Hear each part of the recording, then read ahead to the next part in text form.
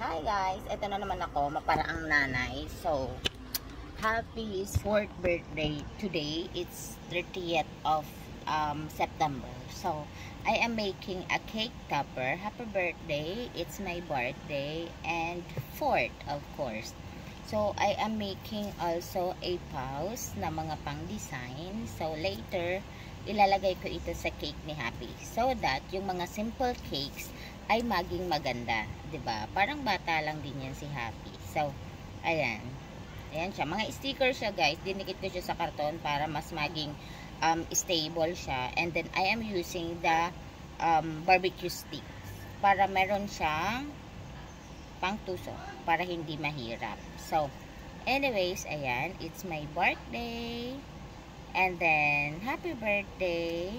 So, dito ko lang siya sa lalagay sa side, yung happy birthday, para makita siya. And then, it's my 4th birthday.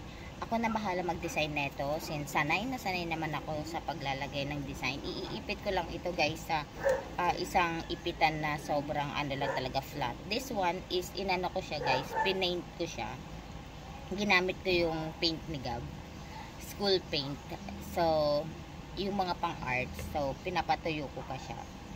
Then, gagawin ko naman ngayon si Happy, guys. Tama na ito. Gagawin ko naman siya ngayon, guys, ng, and I have sticker para sa cakes. Pwede ko siyang idikit doon sa side ng cakes if I have time pa.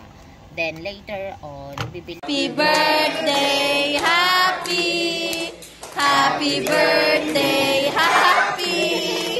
Happy birthday, happy birthday! Happy birthday, Happy! One more time! Say happy! Happy birthday!